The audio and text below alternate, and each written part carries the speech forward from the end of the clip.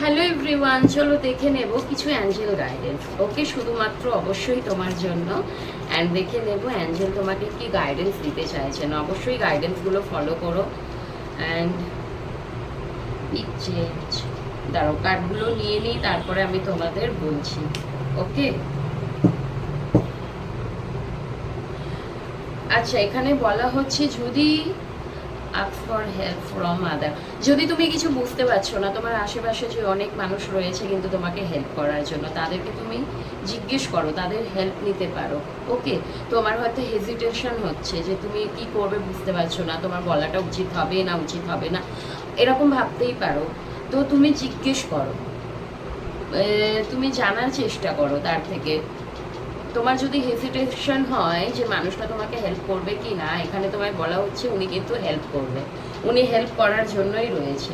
তুমি একটু ওয়েট করো, মেবি কিছু চাইছো, তোমার জীবনে কিছু একটা চাইছো, সেটা খুব তাড়াতাড়ি তুমি পেতে চলেছো মানে বিগ হ্যাপি চেঞ্জ।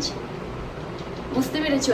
এমন কিছু তুমি ভালো জিনিস পেতে চলেছো যেটা তুমিও ভাবতে পারোনি, তোমার ভাবনা চিন্তারও ওপরে।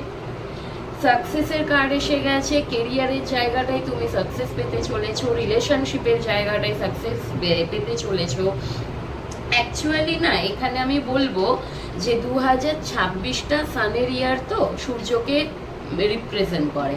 তো সূর্য কি আমাদের, যখন সূর্য ভোর মানে যখন ওঠে আর কি, ভোরবেলায় অবশ্যই, তো কি নতুন একটা দিনের শুরু হয়। তো এই ইয়ারটা না, যা যা কিছু এই এতদিনে তোমাদের জীবনে অবস্টিকেল ছিল, প্রবলেম ছিল, যা কিছু ছিল, সব কিছু কিন্তু এন্ড করে নতুন করে তোমার লাইফে সুন্দর করে আবার একটা শুরু করবে।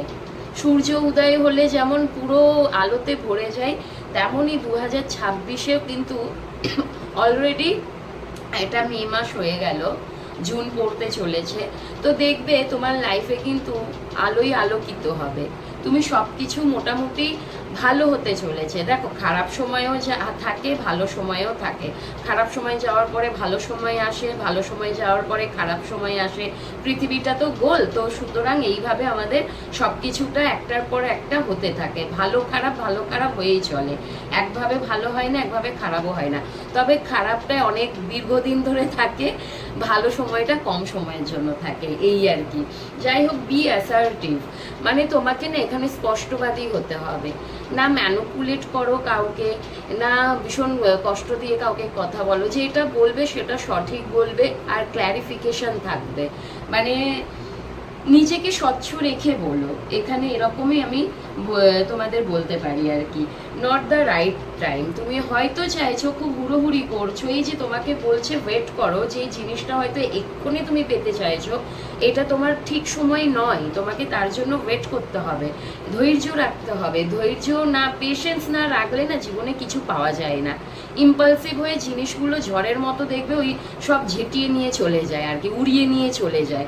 সুতরাং তুমি মৃদু হাওয়া হও, সব মানে মানুষ না মিষ্টি তোমার বাহবা দেবে। মৃদু হাওয়া পেলে আমরা কি করি, কি সুন্দর হাওয়া, মানে হাওয়াটা শরীরে লেগে স্পর্শ করে যেন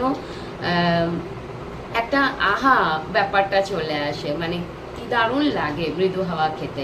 ওই হাওয়াটা যদি ঝড়ের বেগে যায়, ভাবো তো সব কিছু ভেঙে চুরে উড়িয়ে নিয়ে চলে যায়। তো সুতরাং নিজেকে মৃদু হাওয়া করো, ঝড় করো না, তবেই কিন্তু তোমার লাইফে অনেক কিছু তুমি অ্যাট্রাক্ট করতে চলেছো, একটা ভালো চেঞ্জেস আসবে যেটা তোমার জন্য ভালো, আর সাকসেস তুমি পেতে চলেছো। ওকে, চলো সবাই ভালো থেকো।